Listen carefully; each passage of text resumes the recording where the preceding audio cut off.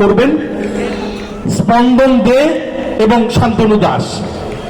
আপনারা একটু করতালি দেবেন যারা আছেন। প্রথম মহিলা শিক্ষিকা, অসাধারণ। স্পন্দন এবং শান্তনু যে আবেগের স্ফুরণ ছুঁয়ে দিল এই সুন্দর স্বর্ণালী সন্ধ্যায়, আমরা সত্যি অভিভূত।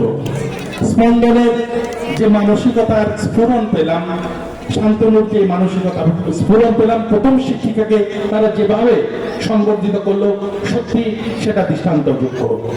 জয়ন্তী দাস।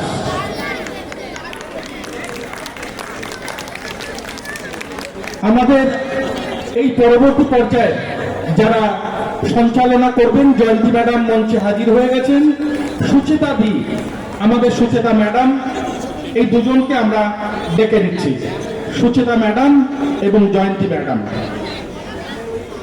এই যে অনুভূতি, এটা কখনোই ভাষায় প্রকাশ করা যায় না। আমার শিক্ষক জীবনে এটা পরম প্রাপ্তি।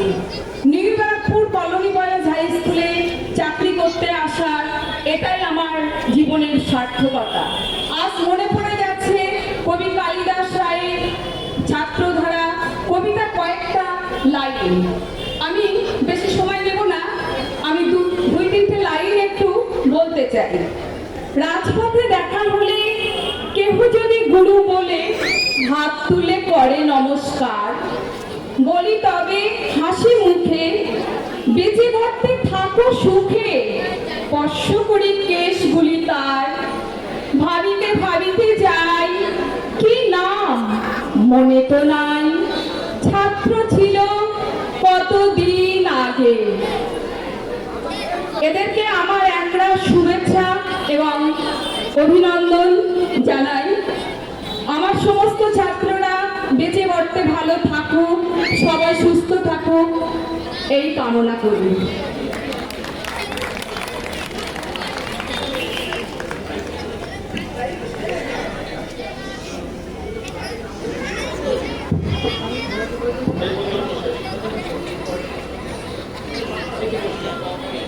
এবার হবে স্মৃতি পুরস্কার।